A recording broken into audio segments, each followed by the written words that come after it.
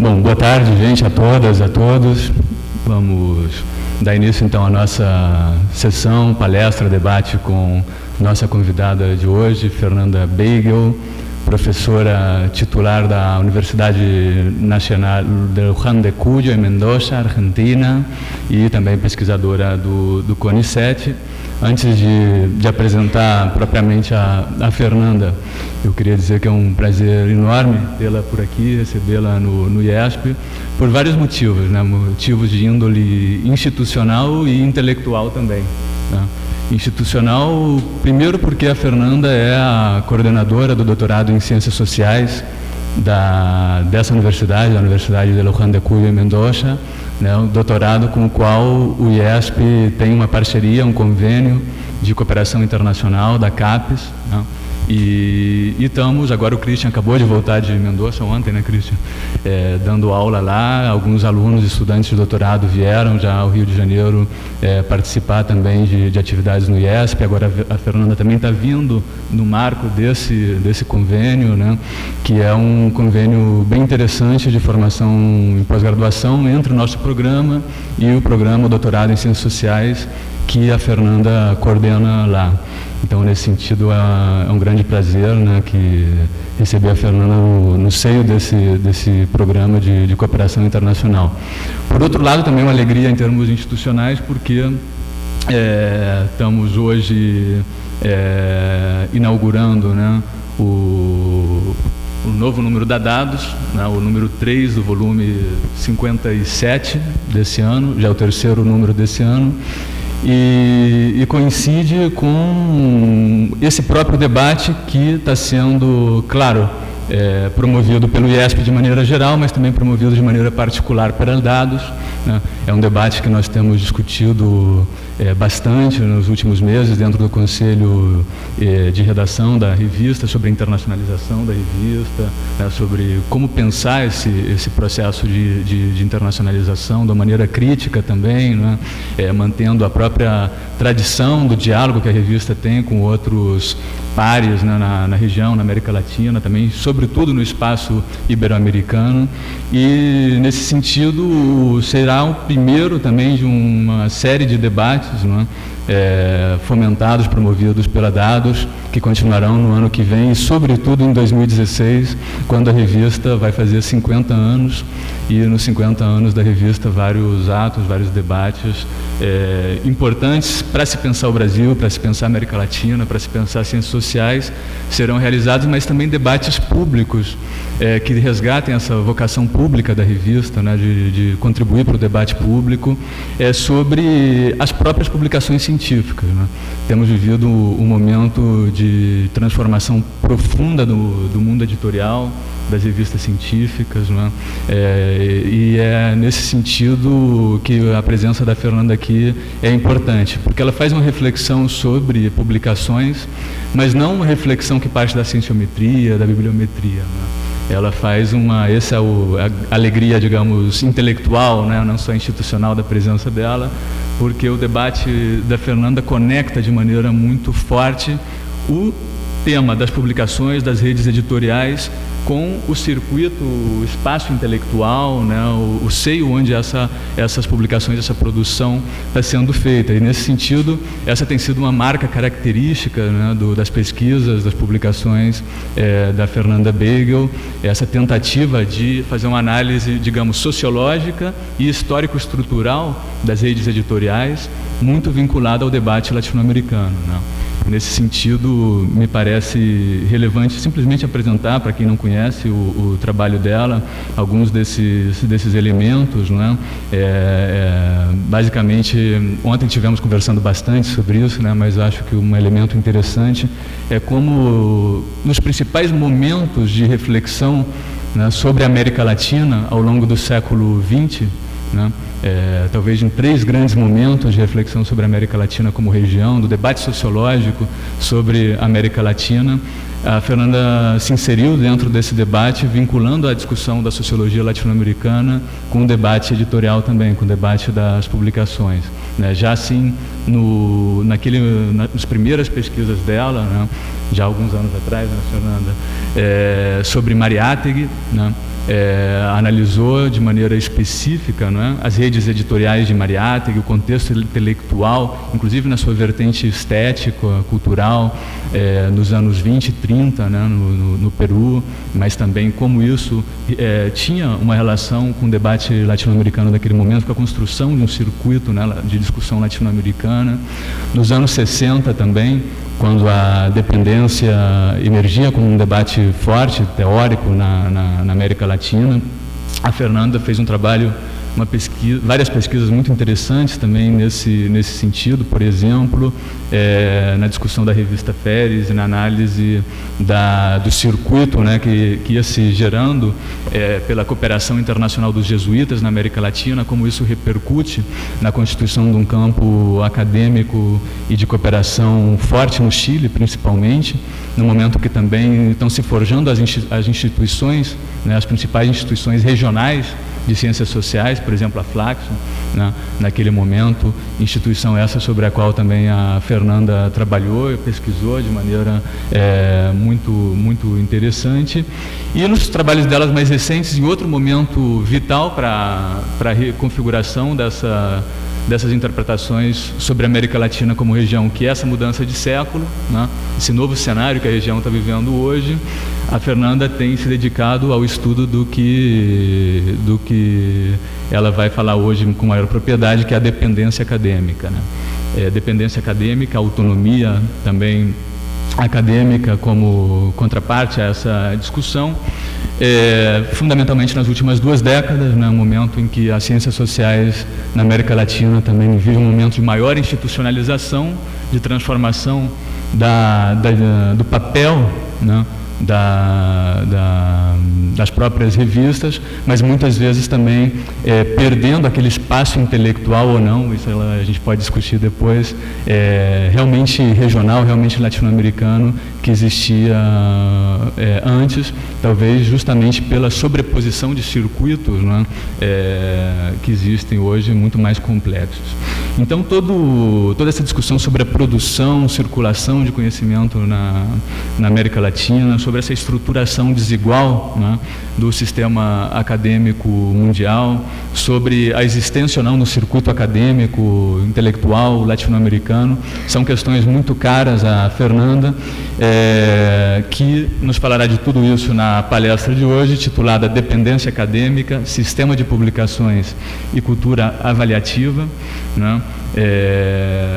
Deixo vocês então com ela, com a Fernanda, e simplesmente mencionar então, né, dentro desse percurso, algumas das últimas publicações da Fernanda, a que mais diretamente está relacionada a essa fala de hoje, certamente são esse livro, né, o The Politics of Academic Autonomy in Latin America, é um livro recente, de 2013, fruto de vários anos de pesquisa coletiva na Universidade de Cuyo, né, e com um grupo de pesquisa muito interessante, porque vem tratando questões complementares, né, sobre esse debate da dependência acadêmica, principalmente na Argentina e no Chile. Parece que esse debate é fundamental que também seja feito no Brasil, embora ele ainda esteja engatinhando aqui, né? Outra publicação recente muito interessante é esse número especial da revista Nueva Sociedad, uma revista que de fato se constituiu como um fórum importante do debate latino-americano, um número especial que faz uma discussão interessante sobre intelectuais e política, também o papel dessas redes, né, intelectuais e das próprias revistas científicas. A Fernanda tem um artigo aqui bem interessante sobre centros de periferias na produção e na circulação de conhecimento, mas eu não queria falar muito mais então, porque o melhor é passar a palavra para a Fernanda, agradecendo então a todos a presença, agradecendo a presença dela. Eu acho que é um debate realmente oportuno nesse momento em particular, onde no Brasil a internacionalização das revistas científicas está sendo vista basicamente como sinônimo de publicação em inglês, né? Internacionalização é muito mais que isso. A internacionalização tem diferentes planos, né? Diferentes públicos, diferentes tipos de revistas, né? Deve ser complexificado esse debate, inclusive os elementos, acho que a Fernanda vai trazer hoje, podem nos ajudar nessa direção. Bom, então, sem mais, passo a palavra para a Fernanda. Ela falará aproximadamente uns 40, 50 minutos e depois abrimos, então, para o debate. Obrigado. ¿Puede quedar esto aquí? Mejor. ¿Se escucha bien ahí, no? Sí. Agradecidísima por la invitación. La verdad que el convenio y el trabajo de intercambio que estamos iniciando a partir de los últimos meses con el Instituto y con ustedes en general, para nosotros como universidad y el doctorado que dirijo en la Facultad de Ciencias Políticas y Sociales, es realmente muy importante y espero que de ese intercambio, bueno, haya muchos frutos y encuentros como este y nuevas oportunidades de debate, ¿no? Ya varios de ustedes han estado en Mendoza y ahora estamos empezando a venir nosotros también, así que es una alegría. Y vamos bien con el español porque es lo que hay. Bueno, en realidad el planteo o la idea general que vengo a plantearles hoy tiene dos partes. Por un lado, un inicial recorrido por lo que sería una investigación que vengo realizando sobre el papel que tienen las publicaciones científicas y el sistema de publicaciones científicas en lo que podría llamarse el sistema académico mundial. Esa primera parte intento mostrar qué lugar tiene el circuito latinoamericano de publicaciones, cuáles son los principios de jerarquización que tiene este sistema internacional en este momento y de qué modo eso repercute en cada uno de nuestros campos académicos. Pensemos cualquiera de los campos académicos nacionales de América Latina y hasta qué punto cruzan estos circuitos internacionales, transnacionales, nuestros propios campos. En la segunda parte lo que voy a intentar es mostrar cómo esos circuitos de publicación y esos principios de jerarquización se manifiestan en un caso concreto. Lo que he tomado y lo que he traído es específicamente una encuesta y un estudio que hice sobre cómo se evalúa una publicación científica para el ingreso a carrera dentro del CONICET, que es como el CNPq de ustedes, y de qué manera se evalúa la calidad de un artículo científico en ese sistema de investigación en Argentina. Lo que trato de mostrar es que este nuevo peso cada vez más relevante del sistema internacional de publicaciones científicas, el predominio del inglés y todo lo que espero enseguida comentar, repercute fuertemente en el caso argentino, en la separación de culturas evaluativas, en la segmentación de circuitos. Así que bueno, espero que de esta manera podamos llegar a un debate que pueda relacionar con la situación del Brasil. Normalmente, y en estos 20 años de los que hablaba Breno de trayectoria de trabajo, de investigación, yo he trabajado muchos años sobre el Perú y sobre los años 20 latinoamericanos y en los últimos 12, 13 años en una comparativa con Chile, es decir que mi área de expertise en realidad es la comparativa Argentina-Chile, pero sería un gusto continuar el debate que iniciamos ayer con José Mauricio, con Breno, con el grupo de profesores y estudiantes que tuvimos ayer, como para ver en Brasil cuáles son las singularidades, ¿no? Yo partiría muy sintéticamente, para respetar el tiempo que nos hemos dado, una constatación general, y es que América Latina, el circuito, digamos, académico latinoamericano nació fuertemente internacionalizado. Si en los años 60 pudiéramos todos estar de acuerdo en que existió un circuito académico regional que se caracterizó no solamente por el crecimiento de las instituciones de educación superior, por la expansión de los centros de investigación, sino también por una singularidad que le dio un cariz muy importante a este circuito, que fue la existencia de centros regionales. Breno mencionó algunos como Flaxo, como Claxo, CELADE y otra serie importante de centros. Aquí el CLAPS, que ellos tienen ahora la responsabilidad de explicar un poco su principio y su final, pero ese tipo de centros que surgieron entre fines de los 50 y durante los años 60 manifestaron, junto a las revistas regionales muy importantes de la época, un circuito de intercambio, un circuito de comunicación, un circuito de producción de tipo regional latinoamericano. Acorde, por supuesto, a un periodo fuerte de lo que llamamos el latinoamericanismo, ese movimiento no no tuvo un papel menor en la consolidación de ese circuito. Entonces, si pasadas estas 4 o 5 décadas nos situamos en el hoy, en realidad lo nuevo para América Latina no es la internacionalización ni la llamada globalización, ni menos la regionalización. Lo nuevo en realidad tiene que ver con las nuevas modalidades de los flujos de esa comunicación, las nuevas y poderosísimas empresas y sistemas de Internet y de publicación y de comunicación, el hecho de que se hayan universalizado un conjunto de normas de excelencia, el hecho de que se hayan universalizado rankings y una serie de normativas que al parecer nos afectan a todos a la hora de tomar decisiones individuales acerca de las publicaciones y también, sobre todo, a las instituciones públicas, no ser públicas o privadas, a cualquier institución de educación superior de ciencia. Los indicadores bibliométricos tan famosos y que todos parecemos ahora poco a poco más expertos en este tipo de indicadores, cada vez se usan más para tomar decisiones de política pública. ¿De dónde surge, y acá lo voy a hacer muy sintético, pero podemos volver después, ¿no? ¿De dónde surge la idea de que existe, o la posibilidad de medir internacionalmente el valor de una publicación, generar un ranking o establecer normas para medir cualquier publicación internacional? El origen deberíamos encontrarlo hacia el año 1959, cuando se crea el Institute for Scientific Information en Filadelfia, de la mano del famoso Eugene Garfield, que todos alguna vez, si se han acercado a estos temas, habrán escuchado, que fue el creador en el fondo de una empresa científica, que los trabajos que hay sobre esto muestran claramente que fue un emprendimiento político y que tuvo un gran éxito debido a una serie de mecanismos que utilizó para lograr prestigiar esa primera base de revistas. Lo cierto es que Eugene Garfield forma una base inicial de datos de revistas científicas norteamericanas, en principio por supuesto las ciencias duras, y crea un índice, un sistema de citación que es el Science Citation Index.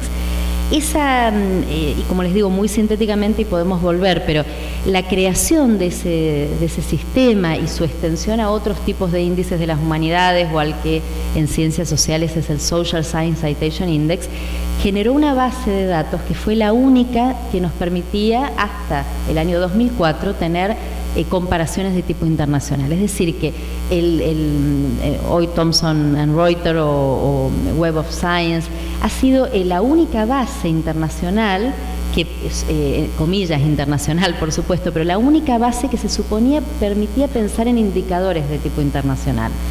Paulatinamente, desde el año 1959 hasta hoy, esa base de datos, por supuesto compuesta mayoritariamente por revistas americanas y con publicaciones o revistas abrumadoramente editadas en inglés, fueron en estas últimas décadas abriéndose a revistas de otros países y promoviendo que las normas de incorporación a esta base fueran, por supuesto, cumplidas también por el resto de estas revistas. También promovieron la publicación paulatinamente cada vez mayor de revistas en inglés en distintos países que querían insertarse en esta base. En 2004 aparece Scopus, que es una segunda base de tipo internacional. Los estudios de Archambault y Gingrah muestran en realidad que los patrones son muy semejantes, es decir, que Scopus e ISI tienen patrones semejantes de segmentación, de periferialidad de las revistas que no son de habla inglesa, es decir, que no estamos frente a bases competitivas entre sí, sino bastante similares en la composición. Lo cierto es que aún con Scopus o con Google Scholar, que sería también de los últimos años, estas grandes empresas que han construido estos índices han contribuido a generar lo que podríamos pensar como un nuevo modelo, digamos, de ciencia y de científico, que debe publicar un tipo de paper en un tipo de revista, que debe publicar en un idioma, que es el idioma universal, la lengua franca, que es el inglés, y que va forjándole además un corset cada vez más fuerte a raíz de otros indicadores nuevos que fueron creándose en este ámbito, como el factor de impacto, como las tasas de rebote de las revistas, como todo aquello que rodea la necesidad de o la posibilidad de que una revista pueda ser incorporada en este tipo de sistemas. En definitiva, si uno lo piensa en los últimos 40 años, una base como esta, donde siempre las revistas fuera de Estados Unidos, Alemania o Francia o los países más importantes, tradicionales de las grandes potencias científicas, si uno piensa que la pequeñísima porción de revistas de estos otros países periféricos o la pequeñísima porción de revistas que no están en inglés, lo que genera este sistema, entre comillas, internacional durante todas estas décadas, es una suerte de acumulación originaria de capital simbólico y científico, ¿no? Es decir, que aquel que ingresa en este sistema y puede publicar en X revista americana, a su vez, como todos sabemos, eso va produciendo una extensión de las posibilidades de volver a publicar. La obsesión por publicar dentro de este sistema ICI o de los Social Science Citation Index genera también las publicaciones en equipo y las distintas formas de concentrar, digamos, en un núcleo pequeño los autores que son citados. Si nosotros hacemos inclusive una síntesis de cuál es el principio de jerarquización, cómo fue durante estos 40, 50 años produciéndose esa acumulación de capital originario de tipo simbólico científico, vamos a ver que paulatinamente se va construyendo sobre la base de un principio triple o tres costados, digamos, ¿no? Por una parte la lengua, la supremacía del inglés es evidente y creciente, por supuesto. Por otra parte, las instituciones, es decir, la relación centro-periferia, recordemos, siempre estuvo ligada a una dimensión geográfica, ¿no? Lo que trato de decir es que las nuevas formas de periferialidad y de dependencia académica no pueden ser simplificadas exclusivamente a una relación entre países o entre instituciones, pero tampoco es un asunto que ha dejado de tener importancia. Es decir, que el segundo aspecto sigue siendo la institución o el lugar de afiliación de esos autores. Y la tercera, la disciplina. Es decir, que en el cruce de la relación entre ciencias duras, ciencias naturales o ciencias sociales y humanas, en el cruce de el lugar de afiliación institucional de los autores y de la lengua, podemos ir encontrando un modo de caracterizar el lugar que ocupan en esa jerarquía internacional determinada comunidad científica o científico incluso individual. El caso que podría mostrarles como para que veamos hasta qué punto entrar y publicar muchos artículos en este sistema no necesariamente jerarquiza es el caso de China. Hace unos 3 años, en los últimos números del International de Web of Science o Thomson Reuters, China alcanza el segundo lugar en cantidad de papers publicados en las revistas del sistema. Eso es un hecho, ¿no es cierto? Estamos hablando siempre del Science Citation Index acá, porque la situación en las sociales es totalmente distinta, se mantienen más los países más tradicionales. Pero en el caso del Science Citation Index, China alcanza un segundo lugar después de Estados Unidos. Sin embargo, cuando abrimos la mirada al resto de la información, China mantiene como en la comparativa de los papers citados, o sea, de autores chinos citados cada 1000 papers, mantiene una posición totalmente marginal con un 1,95 citaciones, digamos, por 1000, mientras que Estados Unidos sigue manteniendo 70,15 por 1000. Es decir, que aún siempre manejándonos en el sistema mainstream por excelencia, que es el ICI, vemos cómo insertarse en este sistema puede significar una consagración local para ese científico chino, pero no necesariamente implica un cambio de la jerarquía en ese sistema internacional. Y les decía que si nosotros nos situamos en Scopus o en ICI y hacemos análisis internos dentro de esta base que supuestamente fue internacional y que supuestamente hablaba de la ciencia internacional en los últimos 40, 50 años, la mayor parte de los flujos y de las formas de relación que vamos a encontrar en este sistema van a ser fuertemente verticalistas, van a ser fuertemente heterónomas y dependientes para los países periféricos. Acá no voy a profundizar en esto porque justamente esto que Breno les comentaba de este artículo era un poco esa síntesis, ¿no? ¿Qué tipo de flujos tenemos de investigación colaborativa? Si uno toma exclusivamente la base de ICI, lo que encontramos es los países del sur con una colaboración cada vez más intensa con el norte, escasa o nula colaboración sur-sur entre África, Asia y América Latina.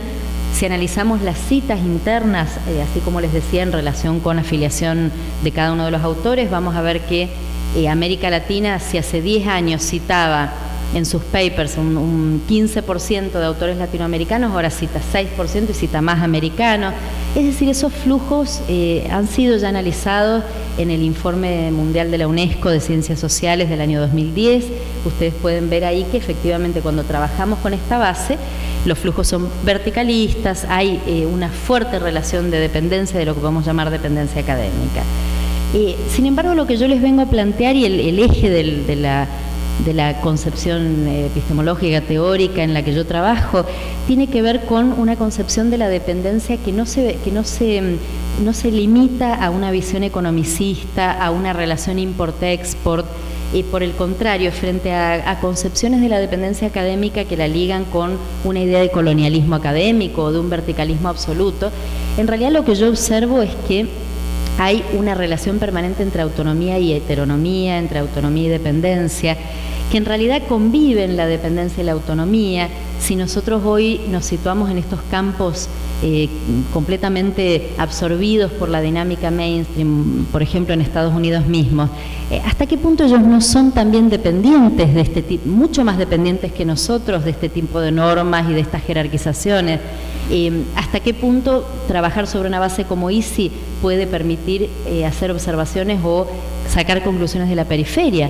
De ningún modo. En el caso de América Latina, con un campo intelectual de 150 años de desarrollo, con un campo académico por lo menos de 70 años de desarrollo y de profesionalización, lo que vemos es que, más allá de que nuestros conocimientos tengan pocas tasas de exportación, eso no significa que sean el resultado de una importación masiva, ¿me entienden? Es decir, el hecho de que existan formas de dependencia, el hecho de que nuestro conocimiento no tenga una circulación internacional de la extensión que tienen las comunidades de países centrales en este tipo de sistemas, no significa que nosotros seamos el resultado de una mera imitación o una mera importación de conocimientos. Entonces, el planteo general tiene que ver con proponerles que pensemos que existen formas en todo este tipo de comunidades académicas de autonomía y de dependencia, que el único modo de comprender las situaciones de dependencia académica es verlas como situaciones a la Cardoso Faleto, como situaciones histórico-concretas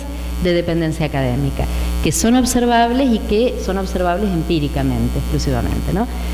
Entonces, en definitiva, el planteo general tiene que ver con que existe un sistema académico mundial fuertemente jerarquizado, pero que no existe un solo circuito, ¿no? Ese circuito mainstream caracterizado por ISI o Scopus o incluso Google Scholar no es el único circuito en el que se intercambian producciones, y por el otro lado existen varios circuitos que espero ahora poder ir a lo concreto para mostrárselos y ver el caso argentino. Por una parte, el circuito mainstream que acabo de describir. Por otra parte, circuitos o un circuito o varios transnacionales que pueden estar manifestados, por ejemplo, a nivel de revistas científicas con sistemas como DOAG, y circuitos regionales, en el caso latinoamericano, el muy conocido ya Latindex, si situamos no directorio, el Latindex catálogo con sus publicaciones muestra un circuito de publicaciones latinoamericanas. Cielo y Redalic constituyen claramente un circuito latinoamericano, y algunos indizadores o indexadores como Periódica y Clase. Y por otra parte existen circuitos nacionales que también paulatinamente podemos ir observando, no solamente en la Argentina, lo vemos en Chile y habría que discutir en Brasil, circuitos nacionales cada vez más segmentados, en donde podemos tener desde un índice nacional que toma las normas internacionales o las regionales como Latindex, asume que dentro de ese índice, yo creo que no recuerdo el nombre del de ustedes, pero esto A1, B1, eso sería una forma de un índice nacional que incorporaría un circuito nacional de revistas indexadas, aunque sean indexadas internacionalmente, ¿no? Y además hay circuitos domésticos, que en el caso argentino, que es el que les voy a mostrar enseguida, es realmente extenso. Un circuito restringido exclusivamente a la circulación, a veces en relación entre una o dos universidades, y a veces con circulación casi cero, ¿no?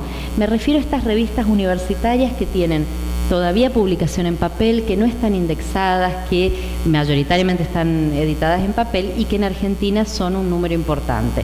Y ese tipo de publicaciones prácticamente no tiene distribución, quedan guardadas, digamos, en lo que sería un subsuelo de cualquiera de nuestras instituciones. Entonces, si nosotros nos centramos ahora en saliendo de este circuito mainstream del que hablábamos recién, ¿cuál es ese circuito latinoamericano de publicaciones científicas, de circulación de una producción del conocimiento latinoamericano, como se imaginarán, predominantemente en español o en portugués? Y aquí es donde, lamentablemente, la tabla se ve muy chiquita, pero se las puedo describir un poco, donde traté de relacionar para que ustedes puedan mirar comparativamente el peso que tienen las revistas latinoamericanas en relación a los otros sistemas, porque la gran pregunta sigue siendo hoy hasta qué punto el esfuerzo por generar repositorios latinoamericanos, revistas indexadas en América Latina, hasta qué punto puede competir en visibilidad con respecto a la publicación en estos otros circuitos mainstream. El circuito latinoamericano, por otra parte, hoy estoy centrada en revistas y en publicaciones. Y como decía Breno, nuestro equipo es un equipo con 17 personas, trabajamos financiamiento, movilidad, todo un conjunto de aspectos, ¿no?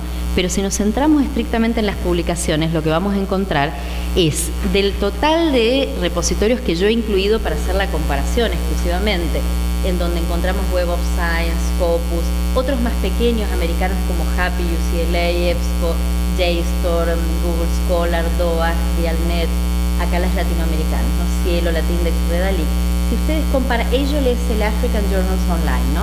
Si ustedes comparan estas tres, que me interesa que veamos la cantidad de revistas que tenemos, entre estas tres tenemos en Latindex catálogo 4.178 y en Redalyc 700, mientras que Cielo tiene 915 revistas, colecciones de revistas.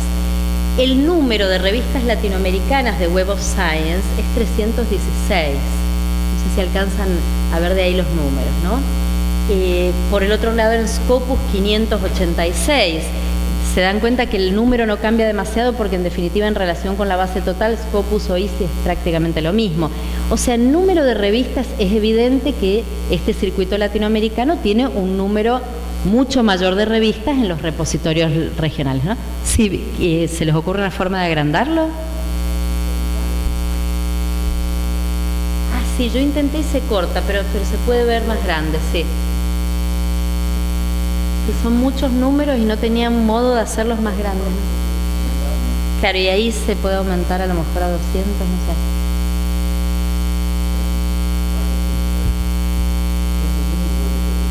No.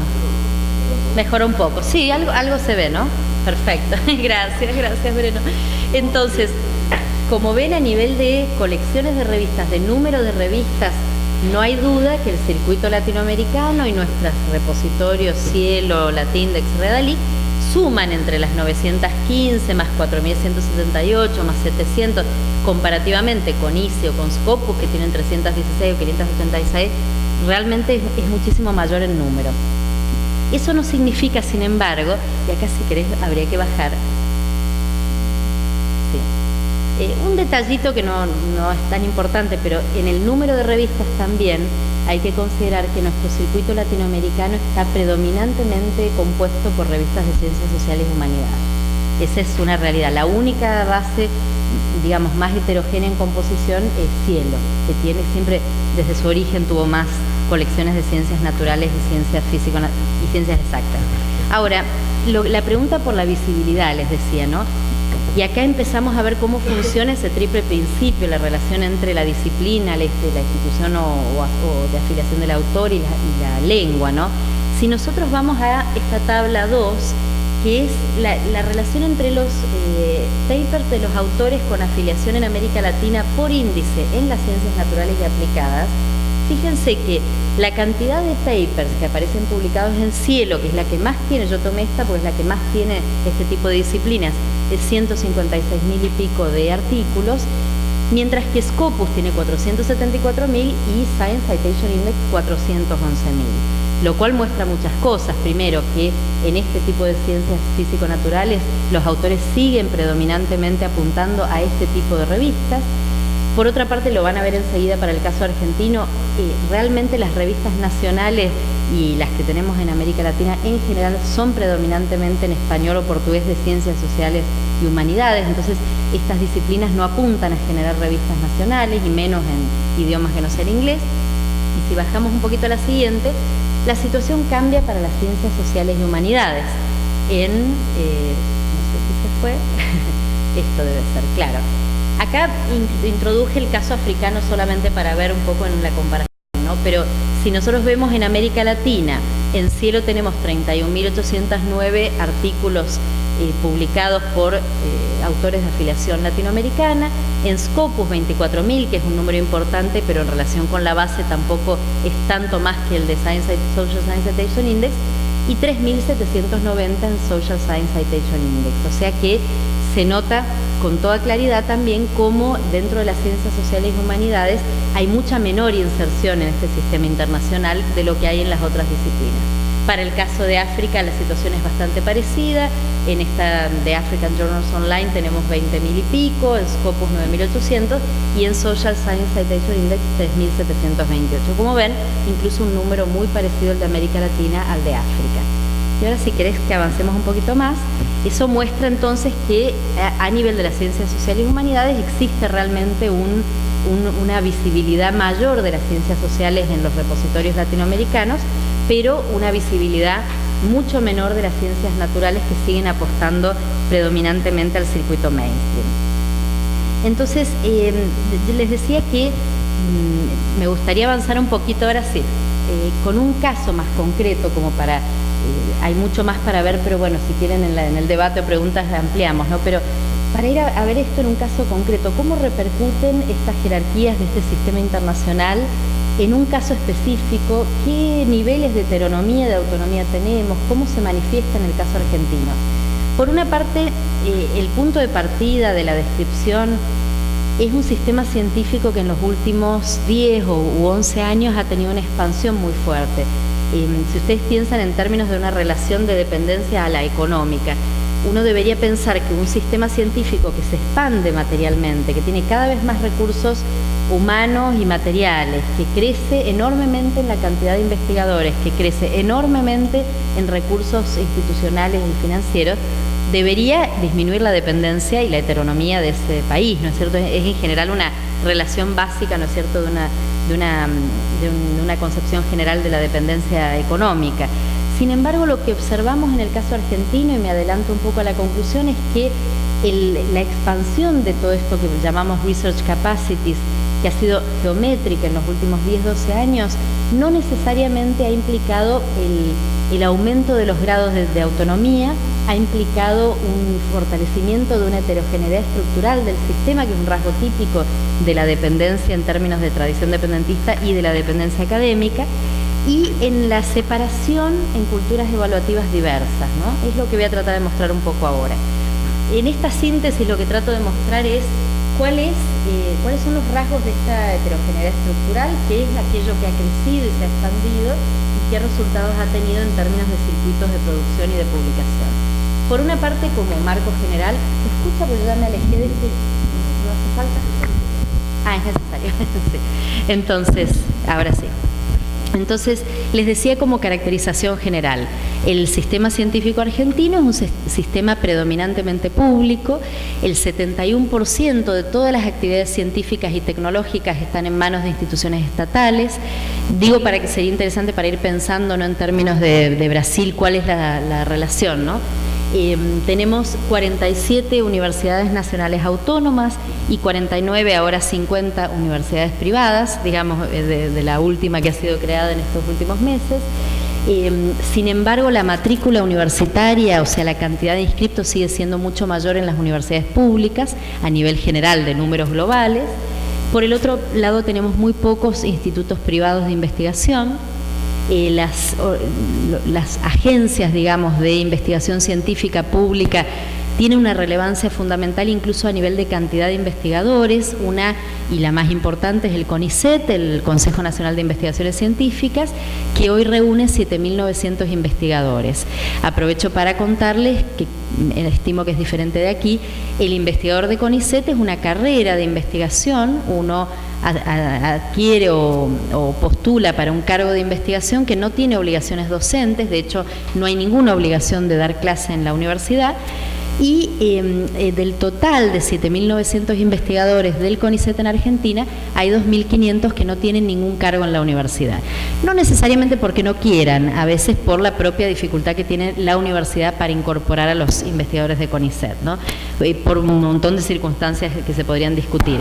Ahora, lo cierto es que entre esas agencias tenemos al CONICET, también tenemos al INTA, al INTI, que son organismos específicos de formación e investigación de lo que sería, en el caso argentino, las ciencias agrícolas o las tecnologías de tipo agrícola. En esas agencias, en esas organizaciones, tenemos entonces una carrera de investigación propia, un cargo de investigación, predominantemente de investigación, con dedicación exclusiva.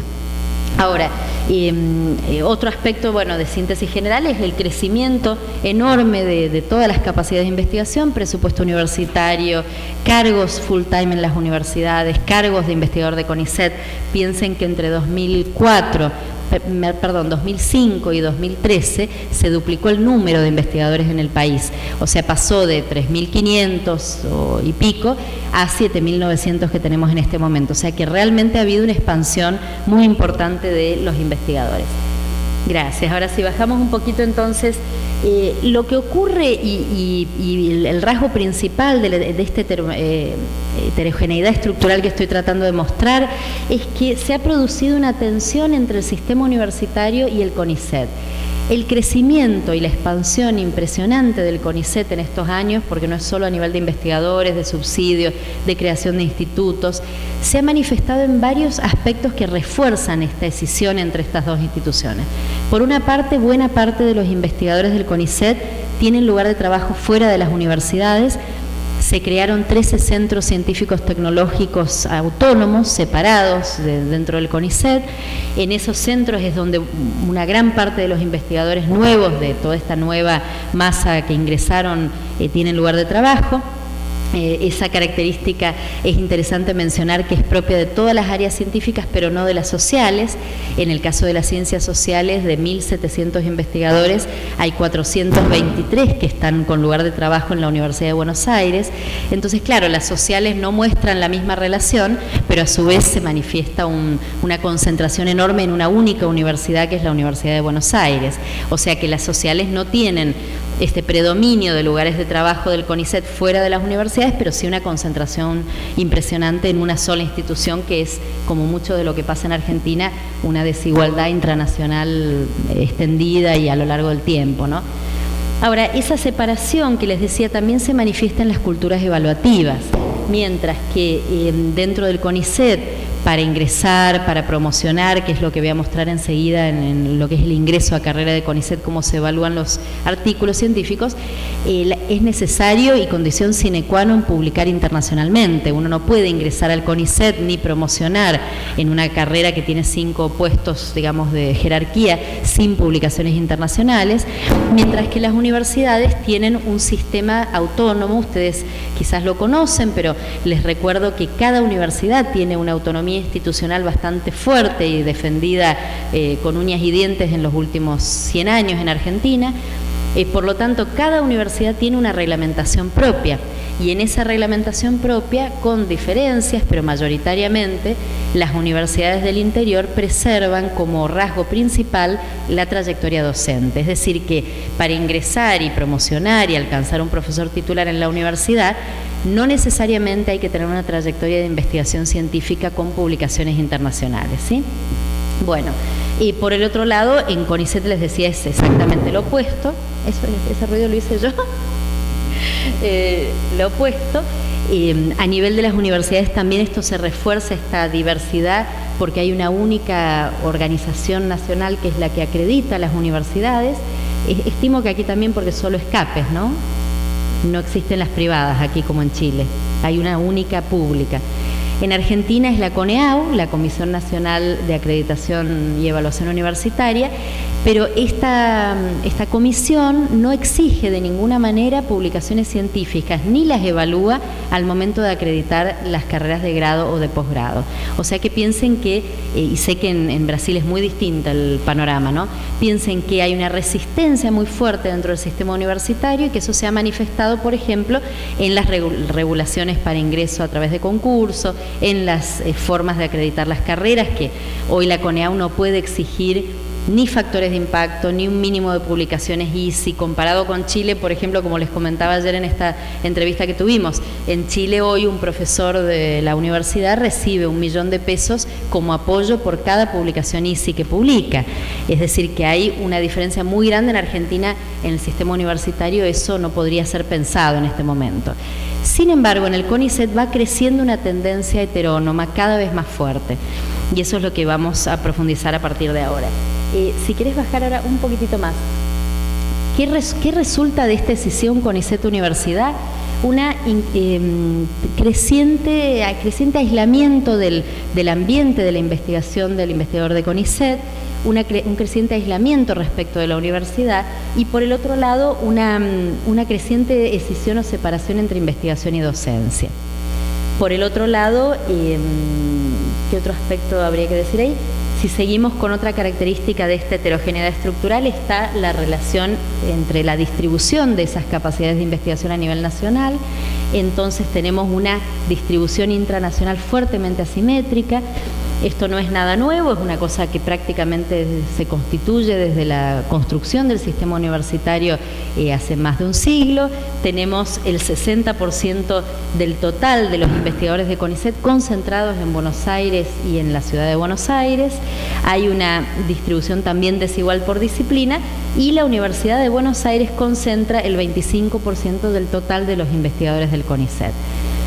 Si seguimos entonces con la circulación de las publicaciones, y allí yo diría que vamos a avanzar hacia otra tabla que hay un poquito más abajo, antes de llegar a cómo son los circuitos nacionales, que es un poco la conclusión. Subí un poquitito nada más. En realidad, cuando ahondamos ahora en la situación argentina de revistas científicas, una de las cosas más llamativas es que frente a esta expansión de la que estoy hablando, el sistema de publicaciones es bastante pequeño, ¿sí? Nosotros podríamos pensar, ni siquiera es fácil cuantificarlo, pero hay 411 revistas argentinas dentro del Latindex Catálogo, y SSN es una base tan desactualizada y que no tiene ni sentido comentarla. Hay como 14.000 publicaciones, pero ni siquiera se sabe cuáles son activas. Ahora, de las revistas activas que hay dentro del Latindex Catálogo, tenemos 411. Ahora, el índice nacional, que no recuerdo el nombre con el que ustedes nombran a este que caracteriza las revistas de ustedes, ¿no? Por A1 o B1, pero el nuestro se llama, ¿cómo se llama? ¿A cuál? El nuestro es el núcleo básico de revistas. Ese núcleo básico, y verás si querés bajar porque hay un grafiquito, es aquel que evalúa las revistas y decide que las revistas argentinas tienen estándares internacionales aceptables. Ese índice nacional tiene solamente 176 revistas. Esto se va modificando, ¿no? Sí, va creciendo en volumen, ¿no? Tiene 176 revistas en total, de los cuales 122 son de ciencias sociales. No existen muchas revistas, como verán, de las ciencias físico-naturales que tengan interés en construir una revista argentina. Y de las que tenemos, yo ahí he puesto el dato de cuántas están en inglés, para que ustedes vean que de las 24 de biología o de salud, tenemos 4 que están en inglés.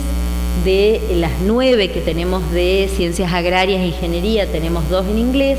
De las 23 de las ciencias naturales exactas, tenemos 9 en inglés, y de las 104 revistas de ciencias sociales tenemos una sola. En general, entonces, son revistas de ciencias sociales publicadas en español. Esas son las que constituyen mayormente el número de revistas. Ahora, volviendo un poco al planteo del principio, si quisieran ustedes, este sería, no digamos el circuito mainstream, pero el criterio con el que se incluyen estas revistas es el criterio Latindex mínimo, y para las ciencias naturales ISI. Se respetan más o menos los mismos criterios. Recién ahora hay un interés en Argentina en armar un manual de buenas prácticas propiamente argentino, pero en principio aquí tenemos un filtro muy grande de revistas que son incorporadas a partir de una evaluación. Ahora, lo que hicimos en el equipo de investigación fue construir una base de revistas que esperamos sea el universo. Recién ahora puedo mostrarles ciencias sociales y humanidades, estamos trabajando las demás también, que no son demasiadas, y hemos construido una base de 427 revistas. Sí. Ahora, si querés bajar un poquito más. a la próxima. Esas 427 revistas resuelven la dificultad que teníamos antes para observar con un ISSN que ni siquiera tiene datos de la actualidad de las que están activas. Hoy sí tenemos, bájalo porque los números se ven un poquitito más fácil. Hay como una tablita abajo. Si ya vas a poder, es que justo estás tocando la tabla, ahí está. El total es de 427 revistas de ciencias sociales y humanidades activas. Hay unas 900, de las cuales el resto son revistas que no están en funcionamiento. De ciencias sociales y humanidades nada más. Lo que quiero mostrarles es que hay producción publicada en una serie de revistas, que no son pocas, que en este caso son 154, que están... está empezando a asustar, que 154 que están indexadas en un sistema, perdón, que no están indexadas en ningún sistema. ¿Sí? Bueno, no, porque sí, a ver. Ha ido creciendo, sí, va creciendo en potencia, no sé. A ver ahí creo que vamos mejor, por un rato. Bueno, entonces... de las 427, les decía, hay 154 que son revistas que no tienen ninguna forma de indexación y que sin embargo están publicando la producción del científico argentino, mayoritariamente el de las universidades, lo cual refuerza que existe en esos circuitos segmentados importante publicación y producción por parte de una cantidad de profesores universitarios que tienen una característica, que es que están mayormente nacionalmente orientados a la publicación en español, a la publicación en Argentina, a la temática incluso nacional como agenda, ¿no es cierto? Mientras que hay todo un sector importante de investigadores de CONICET que están más internacionalmente orientados y publican mayoritariamente no en estas revistas, sino en revistas internacionales. Ahora, sigamos viendo el resto de las revistas. Tenemos 200 revistas que están indexadas en este circuito latinoamericano, que sería Latindex, o sería, bueno, Núcleo Básico, que son esas 104 que mostré, o Cielo o Redalit. Y por el otro lado, fíjense qué poquitas están incorporadas en el circuito mainstream, que son ICI, Scopus, incluso hemos metido algunas ahí que están en ICI, también están en DOAJ o están en el núcleo básico, que son muy poquitas, ¿no? Por el otro lado, en lo que podría ser un circuito más transnacional, que es DOAJ, hay 59, pero mayoritariamente todas estas revistas están indexadas en Latindex Catálogo. Cielo tiene apenas el 8% de estas revistas. Entonces, si subimos lo que mostrábamos arriba era exclusivamente la presencia tan fuerte de revistas que no tienen ninguna forma de indexación. Yo ahora no voy a poder mostrar todo el informe de revistas y la última investigación que tenemos hecha sobre, que es algo que todavía no hemos publicado, sobre las revistas argentinas, pero ustedes podrían ver que es el 36% de todas estas revistas se editan todavía en papel, el 41%, y el 36% no, son estas que no están indexadas en ningún sistema, ¿sí? Que son lo que nosotros hemos llamado arriba el circuito doméstico, ¿no? Bien, ahora yo pasaría, ya no me acuerdo bien a qué hora empecé, pero debo tener unos 10-15 minutos, ¿sí? Yo pasaría entonces ahora a mostrarles cómo esa segmentación de circuitos ha ido marcando y ha ido forzando la segmentación también de culturas evaluativas. Esa cultura evaluativa que aún diversa es bien característica del sistema universitario, y esa otra cultura evaluativa cada vez más concentrada en las publicaciones internacionales y cada vez más heterónoma dentro del CONICET. Para eso lo que hice fue una encuesta. Si ahora bajás está la lista de las distintas comisiones, porque el CONICET funciona para el ingreso a carrera, bueno, para todo tipo de evaluación, con un sistema de evaluación que tiene 3 estratos. El mayor, el ente decisorio final, es el directorio, después tenemos la Junta Calificadora de Méritos, más abajo, ¿no es cierto? Y después 22 comisiones evaluadoras por disciplina. Cuando una persona se presenta al ingreso a carrera, se presenta y es evaluado por una de esas comisiones.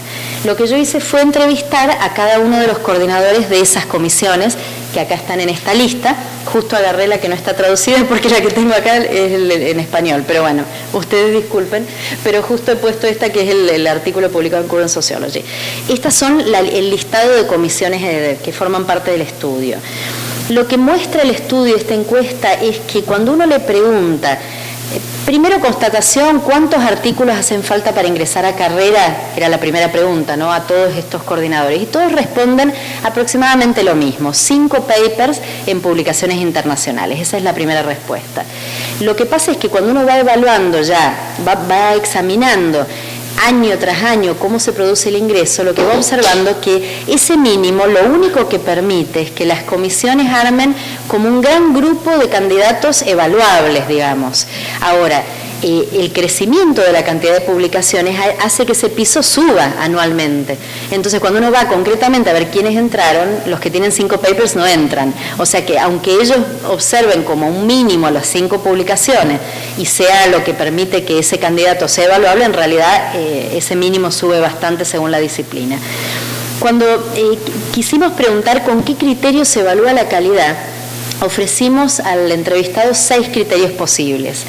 Por una parte, la originalidad; por otra parte, la excelencia del referato, el referato de la publicación, o sea, los referees, los, ¿cómo llaman ustedes? Le llaman evaluadores, ¿no?, el comité evaluador. Por otra parte, la indexación, o sea, que la revista esté indexada en determinado sistema; la actualidad de la bibliografía; la pertinencia del artículo en relación con el proyecto o la trayectoria de investigación del candidato; y el último era si el trabajo estaba escrito en colaboración.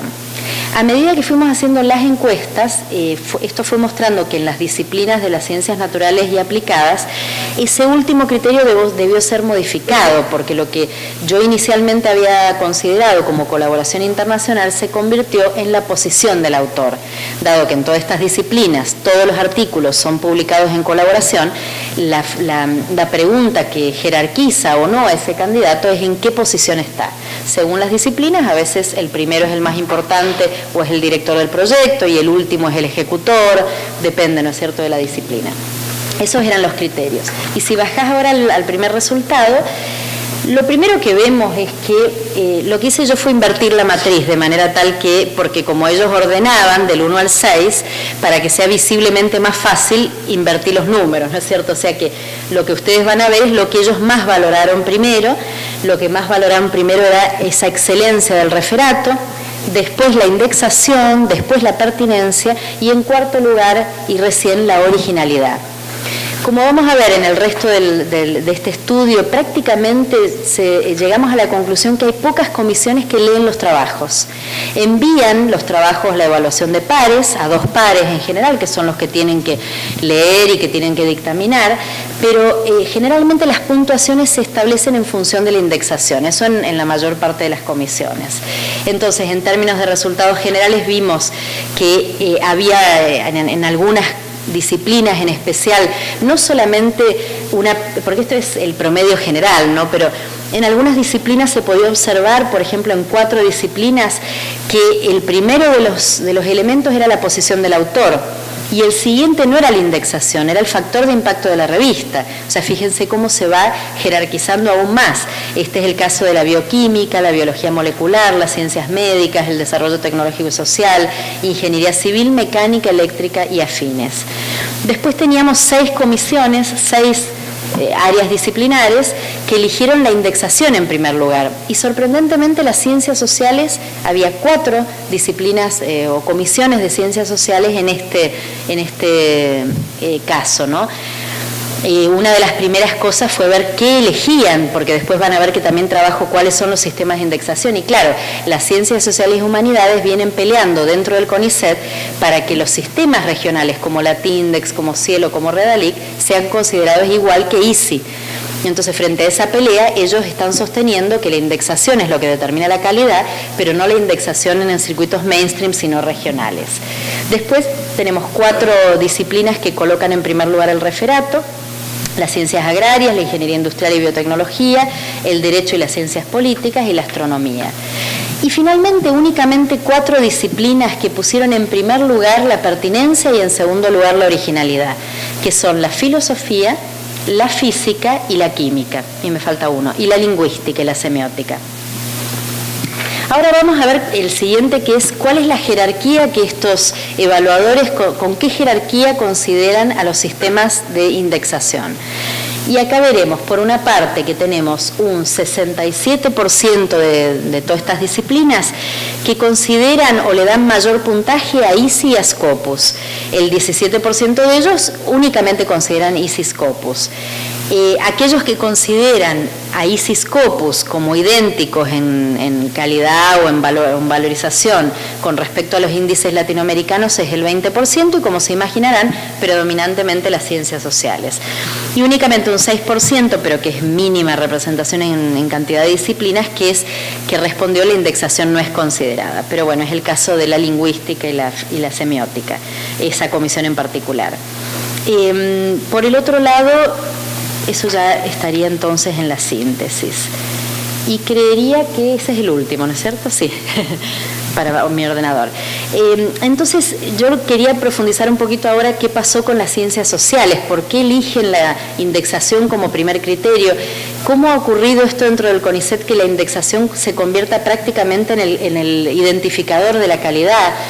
Y en realidad, hasta hace unos pocos meses dentro del CONICET, las ciencias sociales habían dado una pelea muy dura contra las ciencias físico-naturales en la Junta Calificadora de Méritos, sosteniendo que la Tindex Catálogo era lo que podía expresar para las ciencias sociales y humanidades una indexación de excelencia. También peleaban por la valorización de los libros, porque eso también es un tema que dentro de la Junta Calificadora en el CONICET estaba siendo cada vez más rechazado, solo eran aceptados los papers. Y como conversábamos ayer también en esta reunión que tuvimos, ahora ha habido un cambio que tiene unos 3 meses, que es una resolución nueva del CONICET, en donde ha cambiado totalmente la jerarquía que hasta ese momento venían peleando las ciencias sociales. Una nueva resolución del CONICET establece que los 3 grupos de jerarquía que antes había, donde la Tindex era el grupo 1, o sea, eran las más importantes y aceptadas, y mientras una revista estuviera en la Tindex Catálogo, los miembros de evaluadores de comisión, yo he coordinado comisión mucho tiempo, así que hice como una observación etnográfica durante este tiempo, bueno, actuábamos directamente tomando la Tindex Catálogo como eje para nuestras decisiones de valorización. Ahora cambió, hace unos 3 meses, una decisión intempestiva bastante inesperada, y el grupo 1 es exclusivamente ICI, Scopus y Cielo, que quizás todos ustedes saben que Cielo ha sido adquirido por ICI. O sea que ya, y además todavía no terminamos de ver cómo termina el proceso de Cielo, no terminamos de ver qué quedará de Open Access de Cielo, hayan algunos incluso escandalizados, porque realmente Cielo fue la vanguardia del Open Access en América Latina, ¿no? Entonces, la adquisición de Cielo por parte de ICI, en principio muestra que lo que va a tener acceso exclusivamente a través de ICI es lo que serían todos los resultados de citación, aunque mantendrían Open Access el documento completo de las revistas. Todo esto sigue en proceso de negociación. En Argentina las averiguaciones plantean los $1.000 por institución para acceso a estos reportes de citación de Cielo. Esa decisión del CONICET implica entonces sería como una patada de tablero, decimos nosotros, muy fuerte al sistema por el cual los investigadores hasta ahora se venían organizando. Digamos, la cultura evaluativa dentro de las ciencias sociales apuntaba a los becarios, a los investigadores y a los directores de proyectos a publicar en revistas la Tindex mayoritariamente. En este momento, como les decía, de todas estas revistas argentinas, para que tengan una idea, solo el 8% está en Cielo, así que la decisión es una decisión que es fuertemente heterónoma. El grupo 2 son las grandes editoriales para libros, Sage, Springer, Blackwell, etc. Y la Tindex Catálogo quedó ahora en grupo 3. O sea que es realmente un cambio que lo que ha hecho es beneficiar el proceso de mercantilización en el que el propio Cielo ha sido cooptado.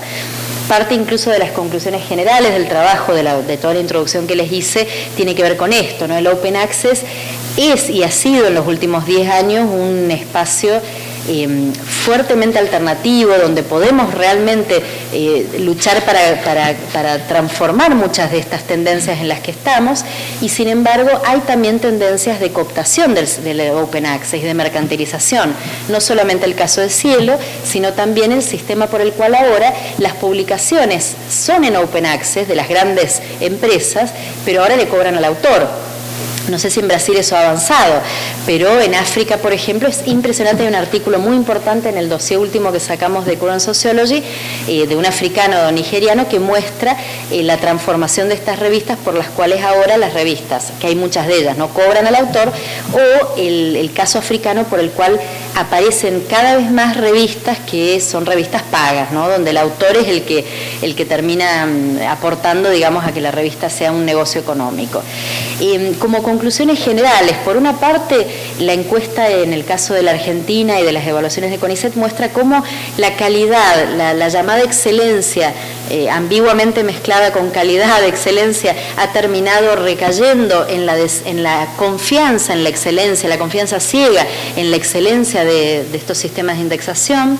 Hasta qué punto esa fuerte jerarquización ha estado y firmemente anclada en un sistema, entre comillas, internacional, completamente jerarquizado, como es el Institute of Scientific Information o Web of Science, y cómo eso ha impactado en la extensión del inglés como lengua de publicación. Por el otro lado, les decía, hasta que este hecho de que la originalidad o la lectura del artículo, la importancia del artículo, ayer creo que vos, Mauricio, también decías, hasta qué punto leemos lo que escribimos, si el objetivo en realidad es acumular un punto dentro de una revista que está indexada como corresponde a lo que yo quiero para acumular en mi currículum, ¿no?